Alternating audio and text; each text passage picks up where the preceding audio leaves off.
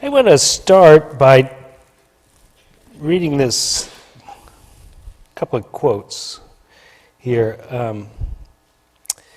The first one is, why are single, first one's a question. I'm following your lead.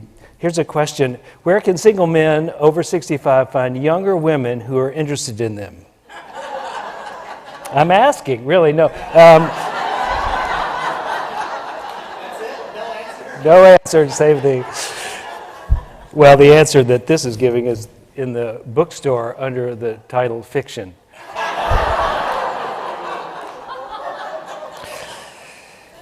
And I don't know if I've told you this one before or not. My husband cooks for me like I'm a goddess. He places burnt offerings before me. And why are husbands like lawnmowers? They're hard to get started, emit foul odors, and don't work half the time. So, we're just trashing men today, but don't worry, we're going to have a comeback. I want to talk to you about something that everybody's involved with, which is their life. That essentially,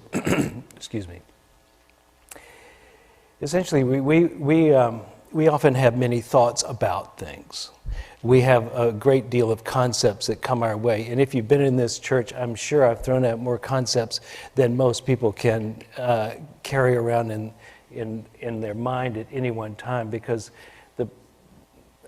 part of the reason is that novelty seems to be part of what will keep our interest. But concepts, though they might be helpful, concepts are not life. That we can live in the level of concept and we can have a conceptual life, but we are not necessarily living until we're actually paying attention, living, feeling, experiencing the life as it is. And when we don't do that, we can go for years on a tangent and not really connect with the depth of who we are. And yet, I think, here's a concept, I think this, that life is really meaty, impactful,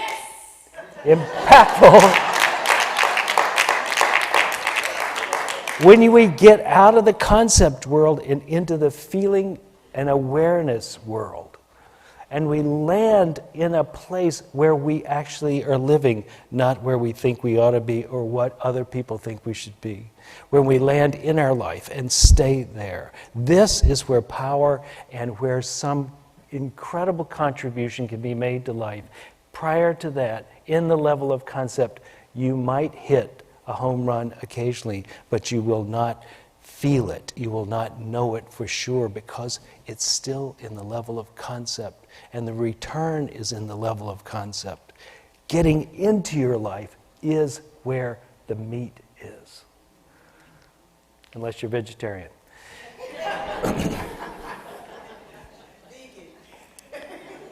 So let's think about that. And that's essentially, we're doing this book. I can never remember the title. It's The Inner Work of Age, which is the shifting of role to soul. And I want to say that the power of this book is not in just for those for getting older, as we all will at some point. It's not that. It's that we are being invited by considering old age and what its benefits are to look more deeply to see what the benefits of life are at this moment in this life, because we will eventually, most of us, will die. And we will also get weaker before we die. Some of us will die before that. We used to say on the river when I was a young man, die young, die pretty, but most of us don't choose to do that. And we actually begin to lose some of those outward qualities that we might have been invested in about how we look or how successful we are or our athletic ability or something like that.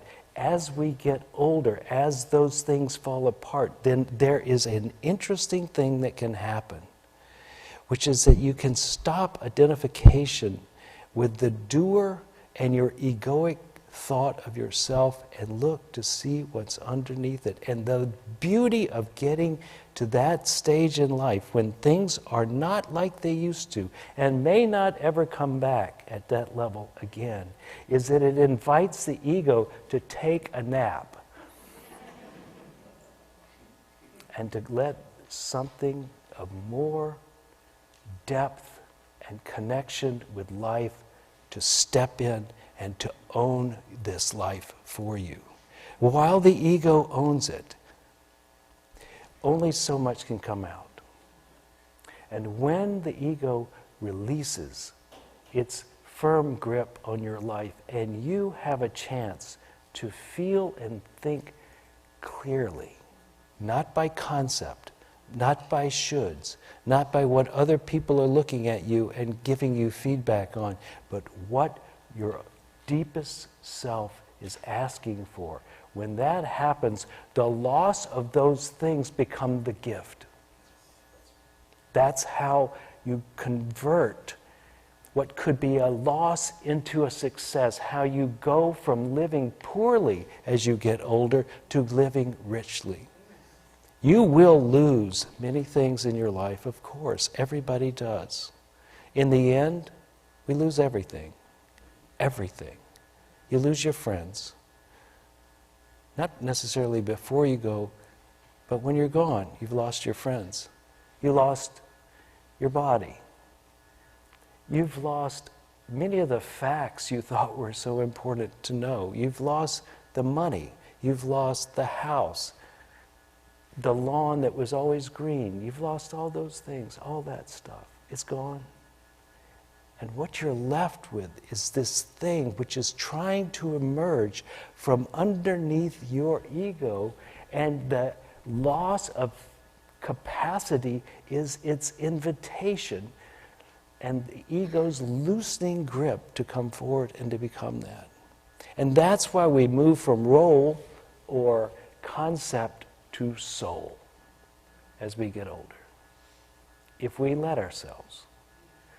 Now, if you're young, if you're in your first half of life,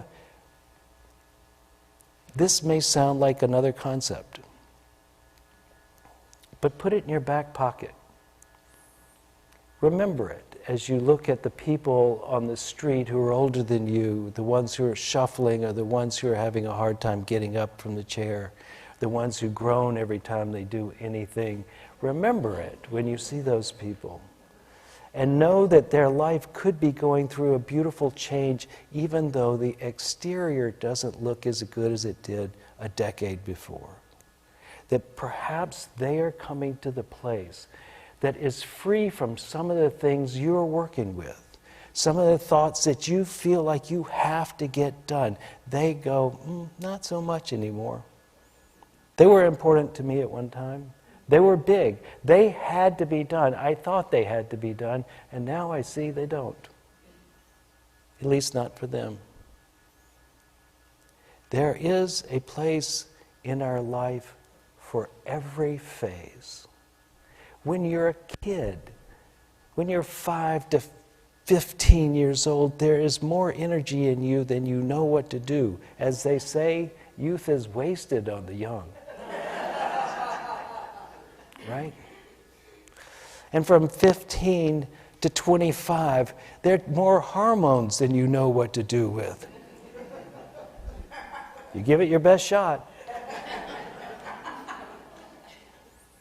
And then there's more ambition than you know what to do with. And then there, it goes like that. So each phase has its beauty and its problem, generally in the same package. And so it is with old age. The beauty and the problem are the same thing. You don't go as fast. You don't go as long. There's more time for contemplation. There's more time for introspection.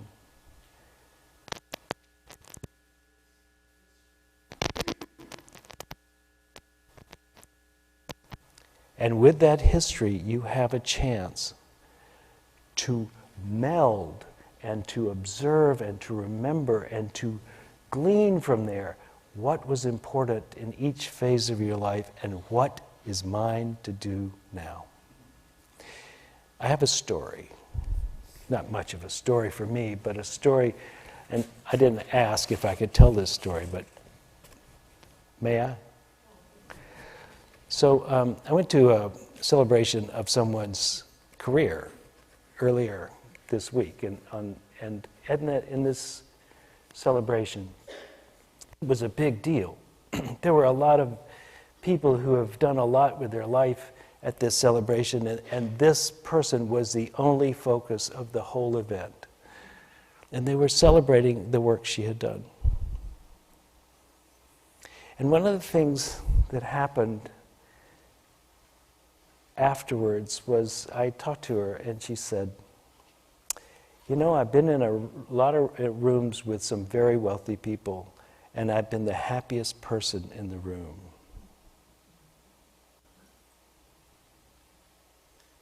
Put that in your hat and think about it. Our concept is that if you have a whole lot of stuff, you should be happy. The more you have, the more you should be happy.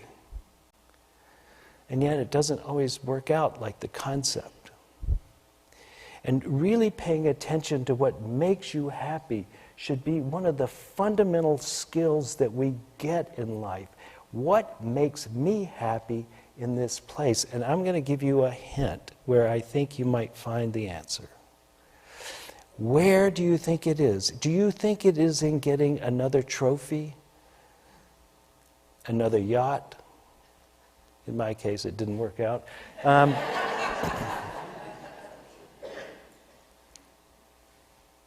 No, it's in connection with other people and being of service in that process. See if that's not where you have found depth and meaning and satisfaction. Is it in your contribution? It is what you have done while you're doing with others or for others. It is in those times in which we are connected across, not just about ourselves. If you want to be unhappy, be self-centered. Try that on. See where it is that something that's making you unhappy at this very moment or in the last 24 hours wasn't because something you wanted didn't happen, or you didn't like the shape of it, or you were somehow displeased or displaced by it.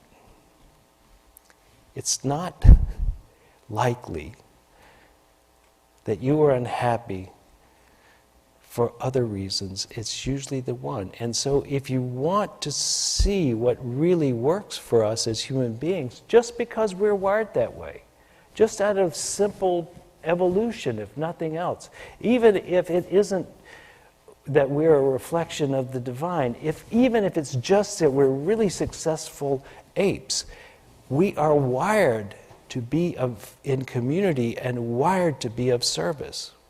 And occasionally, of course, to do that really well, you have to be absolutely alone, absolutely against the tribe, doing it your way when no one else is with you. But on the long term, we're coming back to service and community.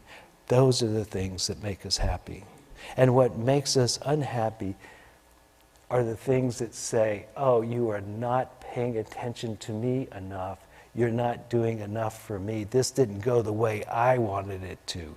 I have come to lately in the last month or two really to question, why does my opinion matter at all? So I don't like that person. So what? So they said it bad to me. So what? What is it about my opinion that is so bloody precious? I can't find the answer. I'm looking. And if I find it, I might give you another concept. But I really think we're particularly bound in and suffer from this simple idea is it should be the way I think it should be for me. Do you get how ridiculous it is? There are 1 billion people. Well, actually, there's more of them. There's, what is it, 7 billion people? 7 billion people. I want it my way. Is that not stupid? And 7 billion people are finding reason for conflict with other people because they're not doing it your way. Right? Ricky has a song. She has a bunch of songs, but she has one song. One line I have quoted here a lot, which is, "You are more than that." And that one of the tricks to be more than that is to believe you're more than your personality. Where all this likes and dislikes come from. You're more than that.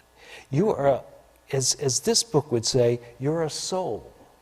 And the soul has a trajectory for your life which may or may not involve your likes. Have you noticed? It sometimes acts like, I don't really like what you like. I'll just do what I want to do. You're going to come with me, and that's the way it is. And you're like a little kid being drawn by life into things you go, I don't want to be here. Well, yeah, you are here. This is it. This is the way it is. And your personality might say, I want to be I, and it says so. Right? To move from concept to soul, from your role to soul, from your personality to soul, often feels like a diminishment of where you wanted to go. But in the end, have you not been surprised by where it takes you and how good it is when you get there? But you didn't think you wanted to even go. And you didn't like the journey to that place. And when you get there, it takes a while sometimes for you to recognize you're actually where you want to be. But that's the way it is. Something is leading your life, and it is not your personality alone. And when the personality or the ego or the I says, I will surrender to something higher, you begin to get on the sleigh without complaint. And that thing glides you toward your destination without so much internal resistance, because here's the good news and the bad news, you're going there anyway. You might as well enjoy the ride. Now, this is where you can bring resolution to the question about, should I try to be younger or should I accept old age? Or any question that has a binary aspect to it like this, which says, should I try to be great or should I try to live in peace? You should realize that you can do whatever you want. You're going where you're going. And both aspects of trying to be happy by making something else change on the outer, and trying to be happy by recognizing that you're where you need to be, that is the dynamism of the internal experience that can work in your favor as you do things to try to make it better, and yet you have the peace and the resolution to know all is well no matter what. This is the paradox of life.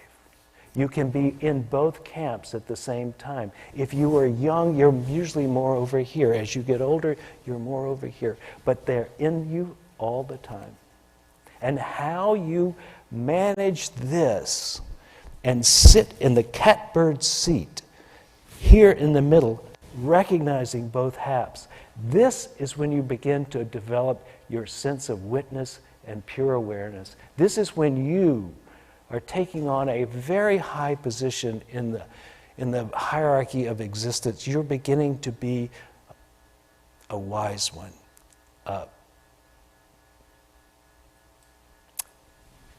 It's not a great word for this, but because soul sounds like this and personality sounds like that, but this thing here is clear, is really clear. And it can handle all of that. And that's where we want to go. And that's why we do meditation. And that's why we do forgiveness work. And that's why we let go of a lot of things. And that's why we know ourselves.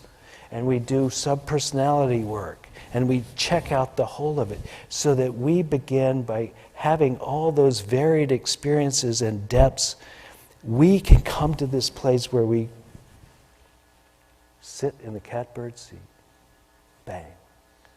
And you are that steady, steady awareness that lets it all happen. And all is well. Here. Might be bad.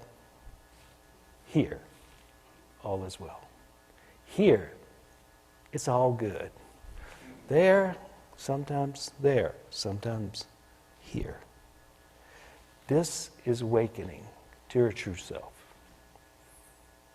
And the dynamism of life, the tensions help us get there. They don't keep us from it. They help us get there if we work it. If you will stay with it and realize that this is where you want to be. You don't need to be successful. You don't need to be a failure. You don't need to try and have difficult times. You don't have to have a story of alcoholic recovery or any of that. You can come here. But if you have those experiences and you ask what is the lesson, they can point you here. And if you have your soul running your life and you go, wow, that's really impressive, but you're just the passenger, that's not quite it either. You come back to here. You stay with this. It's a very fine line. They call it the razor's edge, right? To be hanging out here. Now, Ricky has some words for us. She may sing for us. Or maybe not. She did yesterday. For those of us who were there, we've heard it. And y'all missed it. I'm doing that so next time we advertise something, I don't have to tell you it's great because we only do great things here. But Ricky really was great yesterday. And one of the things she said, there's a song she sings which says, I'm only here for God. And if you want to know where your God self is on this spectrum that I'm trying to describe, this is where it is. I'm only here for this. I'll do all of this, more likely because I've been here, but I'll do all this, but this is where I want to be. I want to be here. I want my life to have purpose because I'm doing these things. I want to know what's going on. I want to feel it. I want to have the full body experience. I want an intense experience of being alive, which will have highs and lows. I want all that, but I want this too. Because without that, you're like a ship on the sea that's blown by the wind. And here, you see why you're on the sea. Who you really are. And as Ricky has said many times, you are more than that. You're this. So let this be your ambition at any age. But certainly as we get older and we realize that this one is getting weaker and that we have more time for this, let that transition bring us to this center awareness. So. And maybe there are no words for it and very only glimpses of that experience. Let that be your target. This is the mark.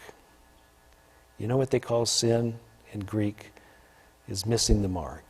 This is the mark. Hang in there. It's always been here. It's always will be with you. When we get it, we get it. And when we lose it, we lose it. But it's always here. You are more than that. And we're only here for God. Thank you, Ricky, for being here. Thank you all for listening to me for 20 minutes. I'll bring another concept next week. Okay.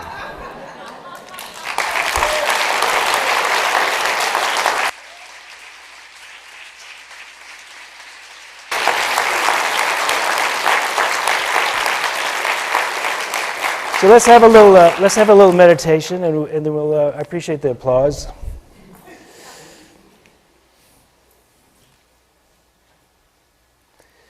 Let yourself move into a state of meditation. Begin to feel the body. This beautiful thing, which is our body, is our communicator of so much external. And it also talks to us about the internal. So feel into the internal now, right now. Let the breath, that beautiful connection with the outer world, come and go.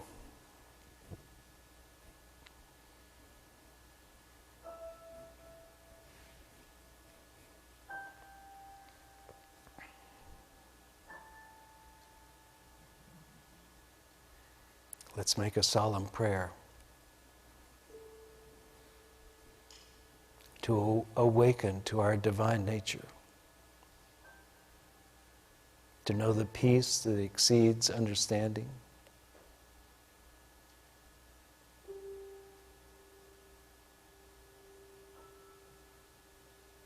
to see the arc of our life in the context of the God self within.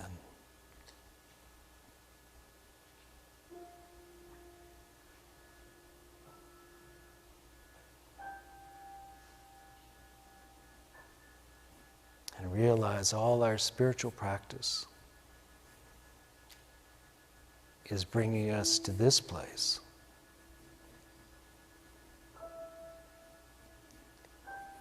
where Jesus must have known so well when he said, God and I are one.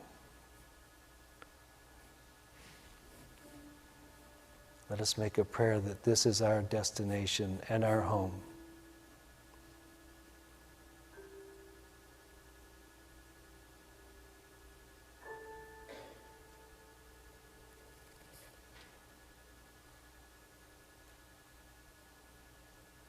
And let us be willing to let go of what keeps us from it.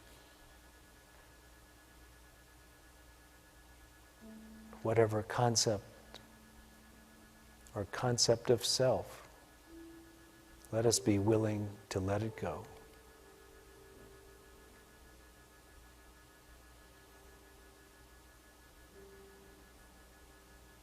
And be more than that. And so it is. Amen. I hope you got something out of today's service. We intend to bring you things that will help you in your life become more of who you want to be, give you the freedom of forgiveness and the hope of expectancy that your life will unfold in a way that brings you joy, happiness, and is a contribution to the world. If you would like to contribute to this ministry, please go to unitytriangle.org, hit the donate button, and it will lead you into an easy way of doing that. We thank you for your attention and look forward to seeing you again here.